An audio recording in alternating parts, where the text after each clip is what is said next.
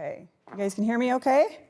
Awesome. Okay, got like 7 different cords on me, so if I fly like Spider-Man at some point. Thank you guys for joining me today. I'm grateful to Brianna and Mark for inviting me. You guys are in a really exciting time. I think most of you are junior and seniors in college. And Mark mentioned to me, some of them come up and say, oh, I want to start a business, but I don't have an idea. I didn't either, guys. Had no idea that I would embark on a journey of being an entrepreneur. But I did, and I learned a lot along the way. We were able to help hundreds of thousands of new and expected parents along the way. And we had some fun, too. So let's kind of get going here. So my presentation is titled From One Follower to Exit, Using Customer Feedback to Build the Right Product for Scalability. So just a little bit of background on me where you're like, why did they choose this lady to come and speak to us today? So I grew up in Provo, some Utah Valley local, and I was a baby sister. I was the youngest of 5 girls. And 3 out of us 5 played college basketball. So I actually played basketball up at Utah State. I won't bring up the score of the Utah Valley game last night, right up there, if anybody knows, no. But yeah, I got to play basketball up there at Utah State. And it was really fun to be a part of sports. Mark was asking me, did you enjoy it? And the number one takeaway is I don't remember how many games we won or any of that. But what I do remember is learning to work in a diverse group of people from lots of different backgrounds, learning to recognize what their strengths were, where my weaknesses were, and meld together for a common goal. And I also learned a lot of work ethic doing that growing up. So as he mentioned, I started as a labor and delivery nurse. And I did that for a few years before I had my own kids. And I noticed almost immediately a big problem. I would be there right at the bedside of these monumentous events that were happening in people's lives that they're bringing their kids into the world. And I noticed that women were struggling to know how to hold their baby, let alone knowing how to feed their baby in those early minutes, hours, and days after they had their baby. And I saw this enough times that I felt very perplexed, because I also saw the hospital system and all of its constraints. I saw my task list as a nurse that was this long, okay? And the expectations of the clients coming in thinking that the nurses would be able to sit there at the bedside and help them for 3 days, right? Learn these new skills. I went to some of my mentors. I was really lucky. I had some nurses who had 20 plus years experience. And I said, okay, I'm 22. I've never breastfed before. This is a big problem. How do I learn how to teach these women? I want to do it the right way. And they just said, oh, we'll just kind of follow what we do and you'll kind of get it and, follow some other nurses. And I noticed that everybody was doing something a little bit differently. And just graduating from a research-based university, I was like, oh, there's got to be kind of something we should follow here, a protocol. So I went diving for solutions, okay? So I saw that problem, right? And I didn't think, let me create a business right away. I thought, let me just get a resource so I can give to my patients and to the doctors and the midwives' offices, right? So here's me. This is me working. My husband brought my little boy to see me on a break or something. And all of the resources I saw were super outdated. Most were manuals. A lot of the manuals contradicted each other, so most of it was written. And then I did find a few videos from the 80s that were blurry, outdated, way too long, medical jargon. So nothing that was relevant to the modern parent, right? So Gen Z and millennial parents, okay? So I was like, okay, that's when my wheels were turning. And then I also said, okay, I've got to probably get another certification, right? And there's a certification called International Board Certified Lactation Consultant. It's not a weekend seminar, it's 1,000 hours of hands-on help, and then it's about 90 hours of education in the classroom, learning the very specific ins and outs of human lactation, how we feed babies, okay? So that was kind of when I started, my wheels were turning. I did start down that road of getting that certification, okay? Then with anything that turns from an interest to a passion, something happened in my personal life. So I had my first baby. Even me as a nurse experienced some bumps and some misconceptions and had some difficulties with learning how to feed him, okay? So then I had my second baby, okay? So there's me with my first little guy up there. Then here's my second baby. They were about 17 months apart. I did a lot of research in between my first and my second. Did a lot, hours and hours of research, right? Because I was learning to get that certification. So I thought, oh, with this baby, I'm really cool. I'm gonna know exactly how to do it. I'm so smart. It's gonna be easy, okay? For about the first 6 to 8 weeks, I was killing it. It was going really well. Had a great milk supply, everything, okay?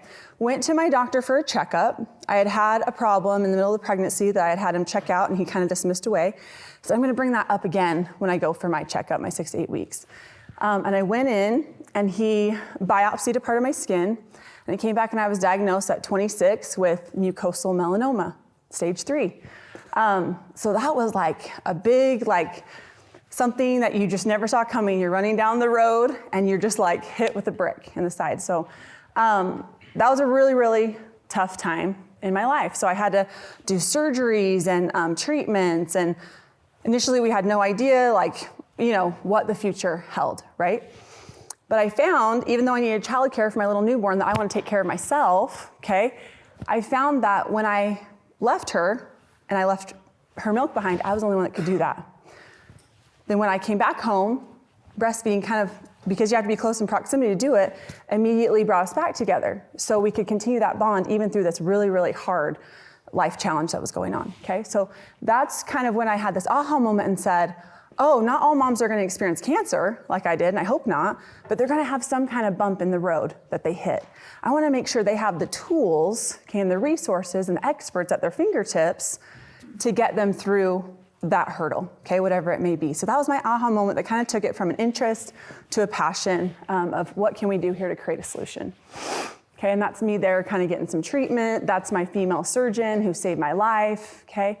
And you can see on my lap, so I was having to get some chemo during the holidays, so they had a Santa coming around. On my lap is a book there that said, How to Become a Private Practice Lactation Consultant. Because even when I'm getting cancer treatment, I guess I can't sit still, right? I've got to have something that my mind is going on. The first page of that book, okay, you open it up and it says, if you want to make any money, lactation consulting is not for you. Close the book. Literally, okay?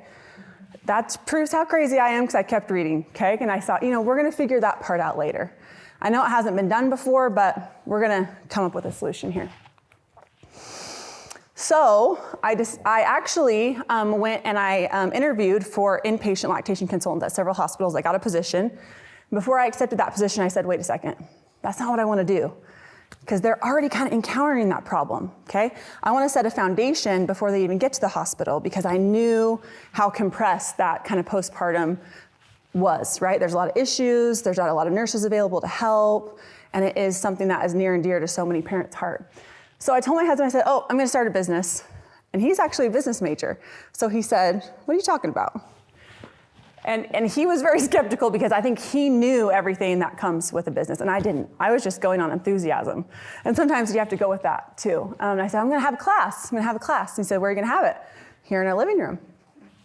And he said, and I said, I'm gonna have 10 tickets for my first class. And he said, well, how are you gonna get 10 people there? It's in 2 weeks. What are you gonna do? So I was like, well, I don't know, but I'll text everybody I know that's pregnant, and if I have to stand outside Babies R Us and hand out flyers to everybody that's got a baby bump, I'll do that too, okay? So this is my first class, guys, okay? Look at that handy dandy sign, right? So really ugly, really humble. I was proud at that time, you guys. That was my first class. So I did get 10 people there, if you count the people in the picture. One's a cousin and one's a friend, but hey, I got 10 there, okay? That was January 2015. So remember the title is, we're talking about product iterations, we're talking about customer feedback. So this is product version 1, okay? Ugly slides. Have you ever seen those slideshow presentations, just paragraph of text? Okay, that's what it was. Homemade sign that I think fell down halfway through the class. I had these humble little grab bags that I was so proud of. I think I sewed the little burp cloths myself. But guys, I started. And that's the point, is getting started. It might not be right. It might not be your forever product. It doesn't have to be your forever product.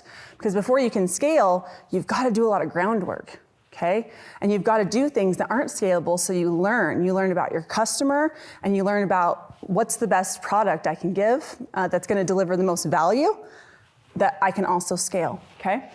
So I didn't even have a website. You don't need it. Did you guys know that? You don't need a website to start a business, okay? Literally texted people a PayPal link, and then I eventually did something called Eventbrite, which is tickets through a third-party thing. They take a small fee. No website. You don't need a big fancy website to get started. And product version 1, you could only access live. So I did some in my living room first.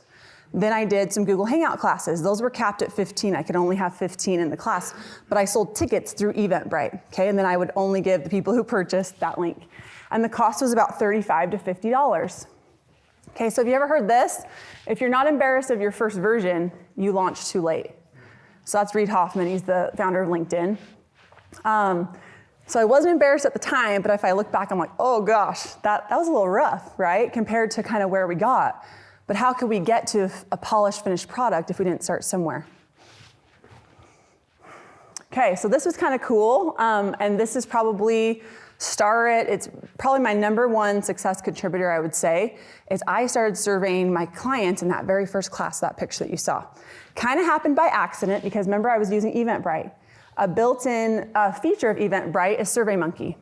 They pre-do the surveys for you, so there was no fancy questions or anything customized. But it was basically questions like, was it too long? Was it too short? Was the presenter kind?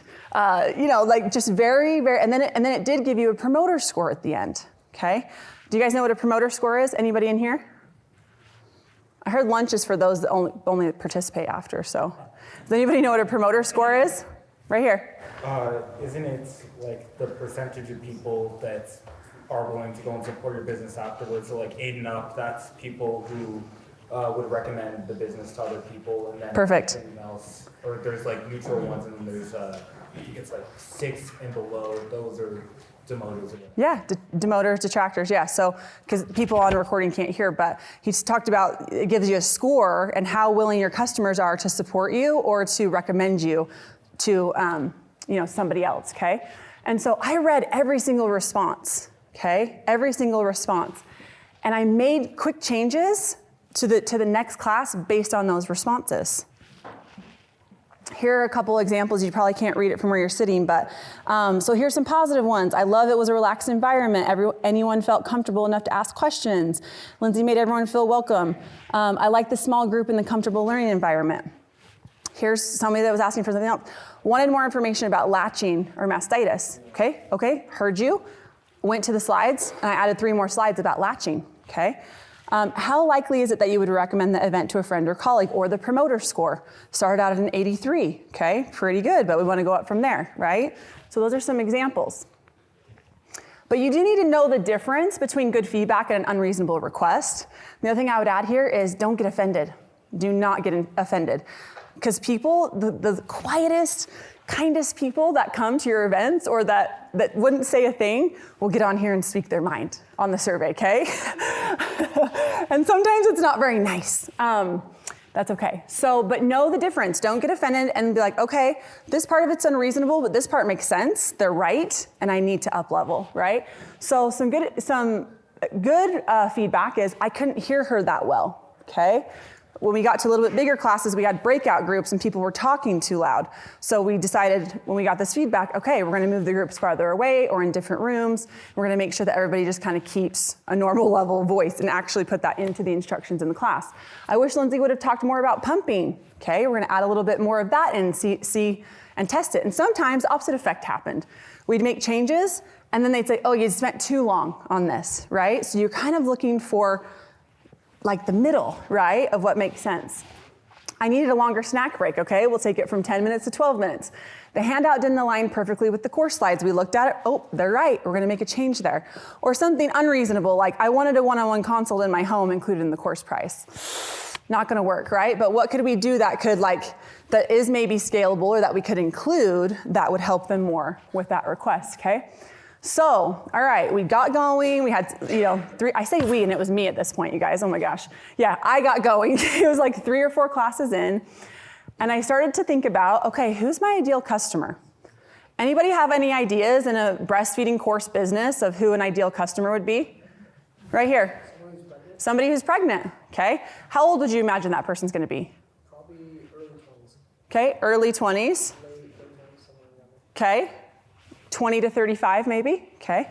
And then we know that our courses cost money. So what do you get? We got to think about what is the household income, right?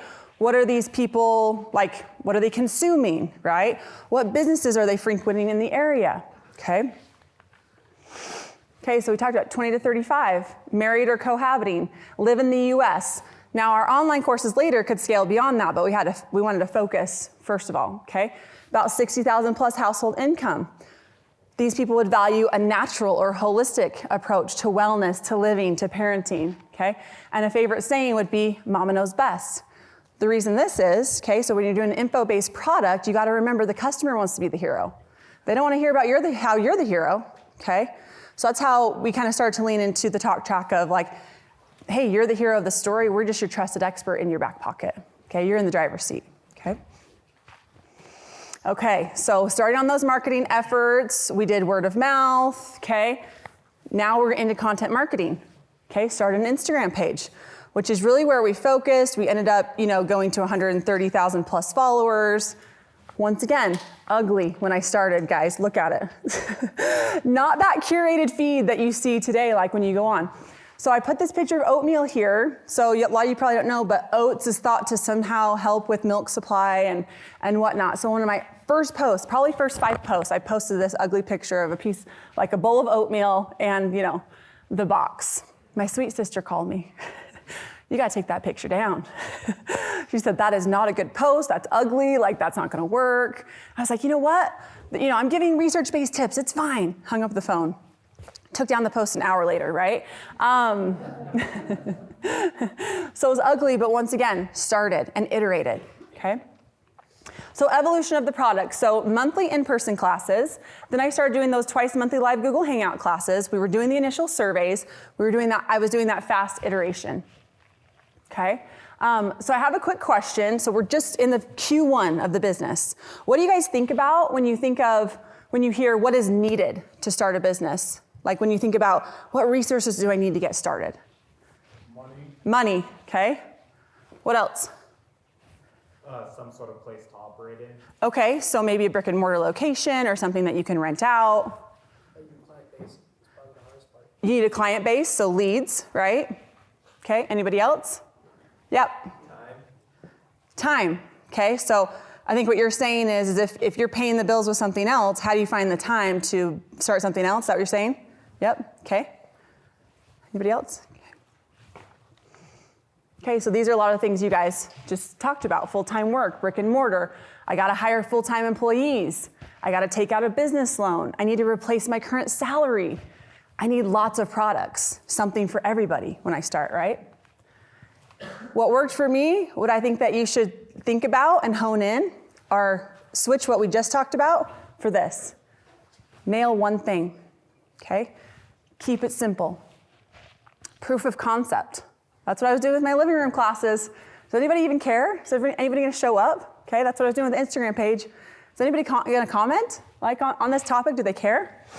Start with your MVP, okay? Minimal viable product was the ugly sign and the ugly slides, okay?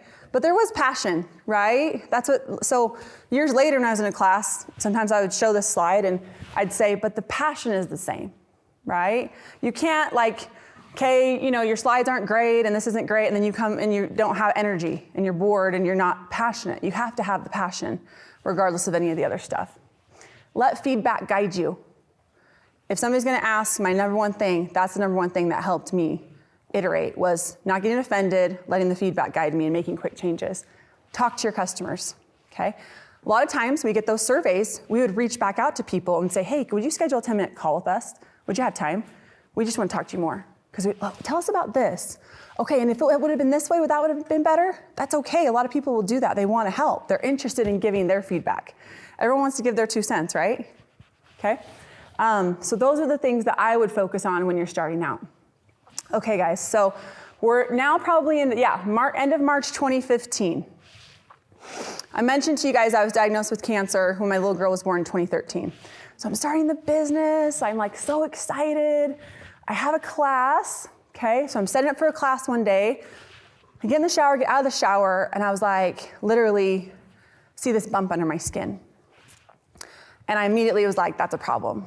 And I went right up to the doctor's office, and I had this class at night. And I had to wait a couple hours to see the doctor, but they took a biopsy of my skin. They said, we're not worried, you're probably fine, come back in the morning, whatever.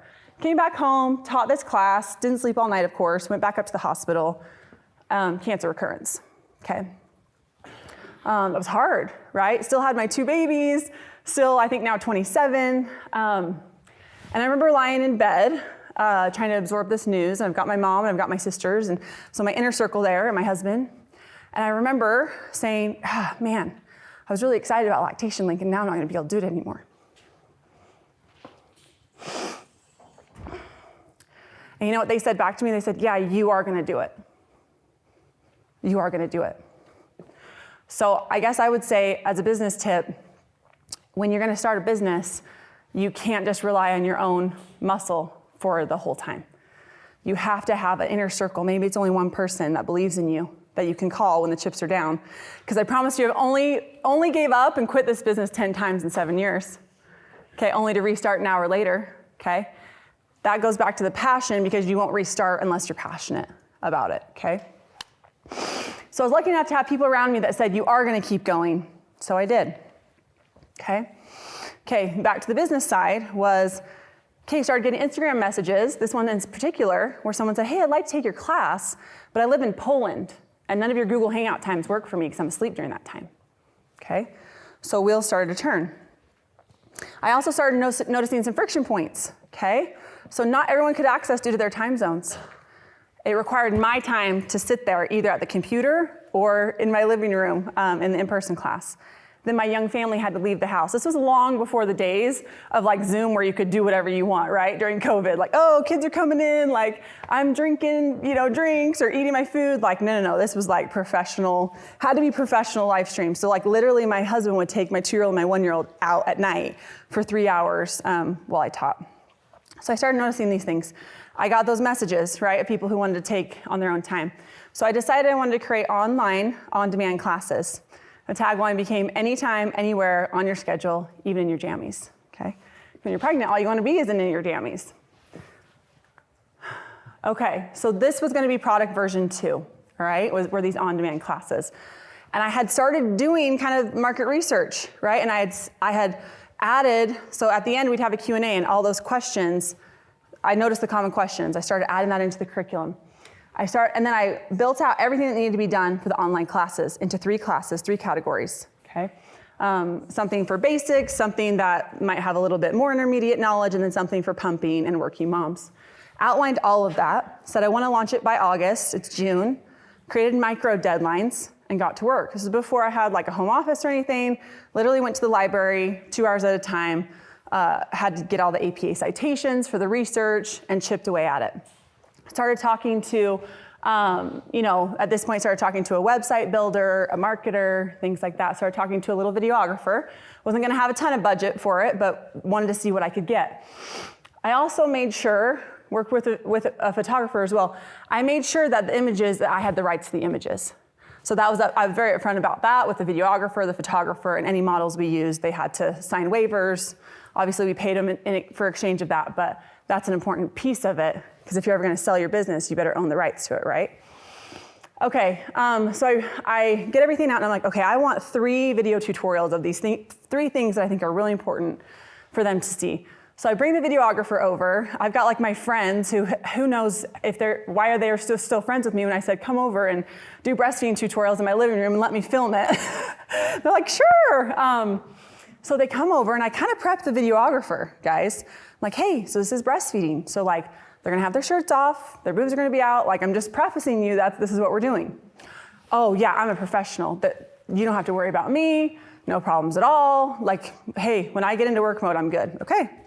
So my first friend walks in, sits on the couch, and okay, this is what we're gonna do. We're gonna show latch, and immediately the videographer looks at the wall while he keeps capturing what we needed to capture. So that was his professionalism in that. But he got over it after a few minutes. But okay. And we didn't use them again. No, I'm just kidding. Okay, so then, and then once I got this all done, okay, there's so many different platforms you can sell a digital product with. I used a platform called Gumroad. It's actually not even for video stuff, okay? Because even though I was using slides, it ended up being, 3 large, like 45-minute videos. But Gumroad was the cheapest, and it got the job done. So it wasn't probably the most fluid or the best one I could have used, but I went with it because it was what I could afford at the time. We added a private Facebook group for those who purchased as a course bonus. And then our pricing went to $39 for a single course, or if they wanted all three, we did $89 to just try to entice them. And most of our purchases came at that $89 price point. When the site went live, my project manager, Preston, he sent me a text. He said, congrats. Most people spend so much time overthinking an online course, they never actually launch it, okay? Digital products we'll talk about at the end. There's so many awesome things about it, but how much space do you need in a warehouse for a digital course? Okay? What do you think the profit margin is compared to like a physical product? A lot higher once it's created, right? And what do you think the cost is to do one? Anybody know? Okay, there might be different tiers. You can do it yourself. You can probably do that for under $500. You can do it done with you. So see how I hired like a videographer for a small amount of it? So he helped me with it, right? Or you can have somebody do it for you, much higher cost, right? But there's lots of different starting points. Okay. You may also be thinking, okay, or if you ever start to think about, oh, I want to do a digital product. Okay, like Megan, who used to work with me, she's had this idea to do like a bringing puppy home course, right? She might get excited, oh my gosh, like I think I can do that, blah, blah, blah. But then she sits down and she goes, oh, but I don't know enough about dogs. You know, I'm not a trainer. I didn't get a degree in raising puppies. I haven't taken any certified tests. No one's gonna listen to me. I might as well not do it. Okay? So Parker Walbeck, I think he's actually a UVU alumni. Okay, he has a business called Course Creator Pros. It's done millions and millions in revenue. I learned this from him. He says, if you're a 5 out of 10 on a subject, your customers are those who are 0 to 5. Okay? And they're very excited to learn from you because they want to become a 5. They don't care about becoming a 10. They want to be a 5 right now because they're a 0. Okay? So that can help you get over any of your fear of starting or that you don't know enough.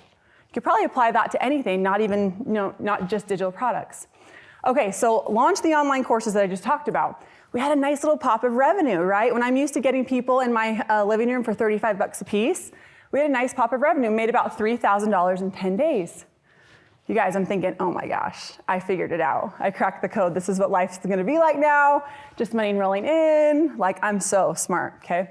Not so fast, Linz, okay? About 10 days in, sales started to slow, about 10 days in. So think about it. We've got our customer list, which is probably under 5,000. We've got our Instagram, okay? Sales started to slow. I didn't know why. Literally was perplexed. Anybody know why sales started to slow after that initial launch? So we did have the Instagram, right? So we were doing some marketing. That's a good thought starter. Anybody else know why sales slowed? Yeah? Well, you captured your initial audience first, all those people that already knew about you. Yep. Saturated my list, right? So everybody who knew about me and loved me bought. So really it was a lead gen problem, okay? But I didn't know that early on in starting my business or what I needed to do there. So let's talk about the 5 ways you can get new customers, okay? Here's 5 different ways. So cold call, that's what I did with texting my friends who were pregnant, right? My cousin. I just texted them and said, hey, I'm doing this class, $35. Direct marketing. Content marketing, which is what we do through all the social media channels or our email lists. Word of mouth, one of the biggest ones, okay? And how you get the word of mouth to happen is by surveying, make sure they have a fantastic experience. If they don't have a fantastic experience, okay, they're not gonna go tell 2 of their friends. But word of mouth can be one of the most compounding ways to do marketing as long as you're giving the right product. Make sure the product is good and the marketing is gonna be much easier, right? Affiliates. So I'm not talking about like affiliate, like click a link on Amazon, you get 2%. I'm talking about people who are promoters, okay, those net promoters, who are gonna share about the product. So it might be influencers, it might be other educators that have platforms, it may be one of our 25 lactation consultants that we brought into our team later on down the road, okay, affiliates, and then paid ads, right? And paid ads can be really helpful, but you don't wanna blow through a ton of money before you know what you're doing or you've done efforts on the organic marketing first. Okay, and some of our organic marketing was working because some people would see me in Target. A group of moms would be out on a girls' night out with the pregnant, girl, and they wouldn't say, "Are you Lindsey?" They'd say, "Are you Lactation Link?" And then I'd come over and say hi to them. And so we're like, okay, some of those efforts are working, right? At least here in Utah, right? So we were building some nice brand awareness in Utah, but not nationally yet. Okay. So then at this point, okay, I went down to a conference in Vegas called ABC Kids Expo. They've got like 3 floors of like 3 billion kid products there. And I really just went for networking and to see if I could meet other people in the industry. And I sat down at a dinner, and a girl sat right next to me by chance that was a little marketing degree graduate. And I told her what I was doing, and she said, you should create a sales funnel. And I said, what's a sales funnel? Okay. And she actually went on to help me create my very first sales funnel. I hired her when we got home. And a sales funnel is really something that will, let me come here, educate the customer, create awareness about the product. How can they buy the product if they don't know what it's going to do for them, right? You got to educate, especially with a digital product. All right, so if you guys are buying your clothes in H&M or wherever you're going, you walk in, you hold up the t-shirt, you say, do I like this or not? That's more of the sales process with a physical product. The digital product, okay, somebody like listening to Alex Hermosi calls it unique, sticky, expensive air. That's what he calls it, okay? So they're not gonna get that same rush of when they have a tangible product in their hands. So you really need to lean more into the emotional aspect of how their life's gonna be different after, and a transformational piece. So a good sales funnel, especially for a digital product, is really gonna educate the customer differently. It's gonna offer value. It's gonna authority seed, so especially on information or where I was positioning myself as an authority, I needed to tell them why I was the authority. And I needed to build some know, like, and trust factor with them. It's gonna present the product so that they can evaluate if they like it. So it's gonna show what comes with it. It's gonna create urgency to buy. This is really important with the digital product, because if they think they can come back at any time and buy it, they'll save it for later and then they'll never come back. So you gotta create urgency. And then fulfillment. Once they buy it, it's not over. You've gotta fulfill the product. So you've gotta automate how they're gonna access those modules, that download, whatever it's gonna be, and it's gotta be a seamless experience for them. So if we go back, so here's just a few sales funnel examples. A free email course, okay? A webinar, so like a live video, tripwire product, a low-cost product that will help you kind of see who your best customers are gonna be down the road. A downloaded PDF, a video series, or a quiz. We leaned into that free email course. We did that over 5 days, and we really educated them on, hey, you might not know this, but as a nurse at the bedside, I'm gonna give you a little sneak peek onto what's gonna happen. And oh, by the way, I've kind of created all these resources for you, okay, and laid that out, and offered value and gave away some of my best tips up front. Give away 90%, they're gonna buy the 10, okay? Okay, so at this point, kind of going down, I'm 3-4 years into business now, and I got an email from a nurse, I think in Indiana, and she emailed me and she said, would you consider selling your courses to hospitals to have at the bedside for the patients? So of course I didn't sleep that night. My mind was turning and turning, how could I make this work, okay? And I asked the nurse who actually trained me, who's now a Women's Center director, I said, would you go to lunch? I have an idea. So I took her to lunch and I explained it, and I said, would this be something that your hospital would be willing to pilot? I got a soft yes at that lunch, okay? And then I got to work, because I knew that the podcast style, very simple slides were not gonna work in a hospital setting, okay? So I talked to a new videographer this time that maybe had a little bit more professional, somebody who could just do a bigger project, right? And I had him quoted out, okay? I think it was like 20 grand. And I did not have 20 grand to spend on it. I remember telling my husband this. He's like, well, we don't have it, so that's it. Like, he's very supportive, but he was just being very clear, like, we don't have that money. So I sat on the couch with my babies, and I thought. I'm like, I'm gonna create the biggest sale I've done with the courses I already have. And I'm gonna partner with 3 or 4 adjacent businesses that maybe have physical products that could add some bonuses in, and I'm gonna raise that money. And I did. Okay, so I made the revenue that I could fund the classes, okay? So this is product version 3, okay? It looks a little bit nicer, right, than that basic slideshow. So I actually, instead of having the longer 45-minute classes, I knew that people just wanted short digestible snippets because they might want to go searching for an answer and get the answer in 2-3 minutes rather than having to watch over a 45-minute class. So we broke them into categories. We broke all the tutorials down into 2 to 3 minute tutorials. We created 60 short, high quality video tutorials. This time, instead of just using 3 models, we used 30. of all different shapes, size, and colors. And they weren't professional models, these were moms that we said, hey, we want regular moms. We're gonna pay you for your time, but we don't want perfection. We want women to be able to relate to what they're watching. It was a web-based application, so had the appearance of an app, but it was just on a website. So we didn't have to incur the cost of what an app costs. And we sold it through WooCommerce on our website. We still had the Facebook page for community, and we changed the pricing. So this is consumer pricing. So now single courses, instead of 39, were 97, and then we bundled them for all 3. So you're basically getting 3 courses for the price of 2. The offer price for consumers was 97. So what that means is when they got inside a sales funnel, like an email course or a webinar, we didn't make them pay full price. We said, because you're opted in here, we're gonna give you a little time-sensitive offer. And that's where the majority of our sales came from, was at that 97 price at that time. Now, I mentioned hospital sales earlier.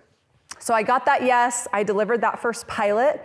And I didn't know what a sales cycle would be like for the hospital, so I literally walked into the foyers of labor and delivery and said, can I speak to your manager? And I would show them the prototype of this. And they loved it, loved it, loved it. Worked my way up to kind of the executive decision makers at Intermountain Healthcare, and they said, we love it. We're gonna pilot it in our hospitals. So I got really excited about that. And then about a month before, they just literally cut it off, like an 18-month sales cycle, and just said, our CFO won't sign, we can't do it right now. That's really hard in business when that happens sometimes, that you have to pivot, right? So that's a little bit about that. So I made a decision there. There were pathways. There's different pathways. I could have said, no, I really want to do this. I'm gonna go take on an investment, I'm gonna get a sales team, and I'm gonna try to sell to all the hospitals in the country. That could have been one path. I didn't choose that path. I said, you know what? I'm gonna pivot back to consumers for now and look for additional opportunities. So maybe no one right answer, but it is important that you make a decision when you come to those kind of forks in the road with business. And then Andrew Hyde from Startups Weekly says, I'd say most startups fail because the founders don't learn and pivot fast enough. Okay? Learn from customer feedback.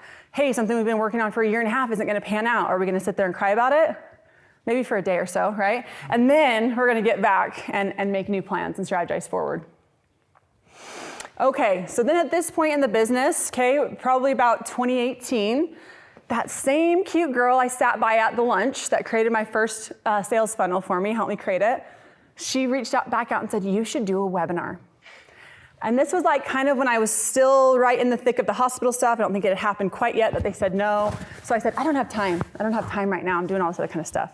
And then of course one night my husband says, hey, how's the bank account look for Lactation Link? And then I called her back and said, yeah, maybe I should do that webinar. Because sometimes you get so focused on a project, you lose sight of what's keeping the lights on, right? So I went back to her and I said, I am tight on time, but if you'll set up everything, the slides and all the back end of how they're gonna purchase, I will show up and teach. And I showed up and taught for an hour. We made $5,000 in sales that day. And so I said, you have my attention on webinars, okay? And I went on to do hundreds of webinars over the next couple years. Why do you guys feel like a live webinar did so well for a digital product? Think about that. Anybody have an idea? Because they could have gone to the website and saw the price. Remember, I was discounting a little bit on the website for the bundle. Why weren't we just getting a ton of conversions there? Yeah? Well, I think of my wife, because I have a child. Okay. Well, I was a spectator in the process of having those struggles. And for an online course, there isn't that, hands-on, what do I do in this situation? Because it's hard to go through all the things and see. So that personal. Okay, so what you're saying is you're giving me an objection. He's basically saying, oh, I see this course, it could be cool, but I don't know if it's gonna help me because you're not there in person. So maybe that was what some of the customers said when they came to the website, right? Perfect, okay? Very valid and true. Why do you think when I taught a live webinar and gave a few tips about breastfeeding and then gave them a time-sensitive offer that we had much more conversion for a digital product? Because you can better build the value a lot more, especially in person. Okay. So then you can just build up value and well, great, this helps solve this problem, create a problem. Here's this offer that's limited. Yep. So kind of almost going back to the sales funnel, building the know, like, and trust factor, right? Giving them value, right? showing them the product that they don't know what it is. So showing them on screen, giving them product images, even though it's digital, so that they can conceptualize, what am I actually getting for $100? Perfect, okay? Yeah? Your webinar was customer acquisition. You figured out a good reasonable cost of customer acquisition, right? Exactly, okay? They're like, oh, hey, I wanna learn about breastfeeding. She's got a 30-minute webinar that's gonna give me 3 tips. I'll sign up for that. And then you know what they're thinking by the end? Oh, what's that? I should buy this. I should buy this. And there's also a subconscious, I owe her for doing this for free for me. A little bit, that is how it works, okay? So you guys are all right there. A webinar worked better because they could see me. They started to trust me. I started to show them what the pain points were gonna be that they hadn't experienced yet, okay? And I spoke to the transformation of what the product was gonna do for them. Today you feel this. Once you step inside the program, you're gonna immediately feel more confidence. You're gonna have resources at your fingertips, all those kind of things, okay? Lindsey, how did you market the webinar? So webinar marketing was a lot through Instagram, okay, which was a lot better from the ugly oatmeal 3-4 years down the road. And then we did like partnerships with affiliates. So going back to that screen where I talked about cold leads, texting, right?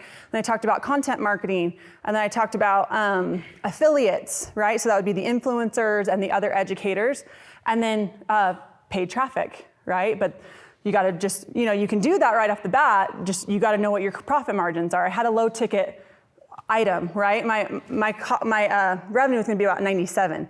So I didn't have a lot of profit margin to work with to put into ads. So that was one of the last things that I did to market it. But instead of marketing, here's the breastfeeding course, buy it for full price through my Facebook ads, I actually sent them to a free webinar because I knew what the conversion rate was gonna be. Did you have something, Mark? Is that 1 minute? Oh, 1 minute left. Okay, I told you I was gonna get into my own space, didn't I? Okay, so let's move forward here just a little bit. Cold leads and paid traffic. Yeah, very close to the end, no problem. Okay, so we're gaining momentum. Fall 2019, me and my husband, we decided to have another baby after being 4.5 years disease-free, okay? Which was hard to make that decision because we didn't wanna do anything to jeopardize my health. Ended up having this little miracle baby boy, December 9th, 2019. 2 weeks of newborn heaven with him, you guys. I go to just a follow-up MRI, had another recurrence of cancer 2 weeks after he was born. And this was in my brain this time, so it traveled like from its original spot. Really, really, really hard thing. I had planned for maternity leave. I hadn't planned for a cancer recurrence. So not to make light of this, but one cool thing is about digital products, when you do take time off, if you've built up systems, they do kind of run on their own for a period of time. It's not fix it and forget it for years, but you could step away for 3 or 4 weeks and your revenue would probably be similar. So at this time, when I had this recurrence of cancer, I was surviving. I had total uncertainty for my life, wasn't even thinking about Lactation Link. And to be honest, I had no idea if I would ever come back to it. So it was like, call it quits or scale to the moon. If you know me, that's my personality, black or white. And I think either one would have been fine, given my circumstance. But one day, I worked for 20 minutes while this little baby was sleeping on my lap. The next day, I worked for 20 more minutes. And then pretty soon, I decided, I gotta scale these courses to the moon. I started attending weekly trainings by the founders of the webinar software, entered their mentorship program, and then I stopped being involved with almost everything else in the business. There's a lot more, and we can talk about at lunch as other aspects that we had built up, but we had 25 lactation consultants at that time. They were doing one-on-one consults. I had people in place who were managing them, but I had to go to them and say, I can't speak about these other things. I'm solely focused on the online courses right now. And I changed the offer again, something Alex Hormozy calls a Grand Slam offer. If you guys don't know about him, he's got a podcast called The Game, where he talks all about digital products and offers. So I leaned into his method. We did a big survey, didn't we, Megan? Megan worked with me for a couple years. And instead of just those generic things, we had a 30-question survey. We said, hey, somebody's gonna win $200, but we really need you to, and we took so much from that. Objections that we got from it, we built into the bonuses, all these kind of things. So we changed the offer again. So here's product version 4, it's a lot different. The whole point here is within 16 months, I went from not knowing if I could continue in the business to then being acquired by one of the largest breast pump DMEs, the largest breast pump DME in the country. What started out as a strategic partnership discussion ended up in an acquisition. So that's kind of my story. Thanks for letting me come today. Excited to talk more during lunch.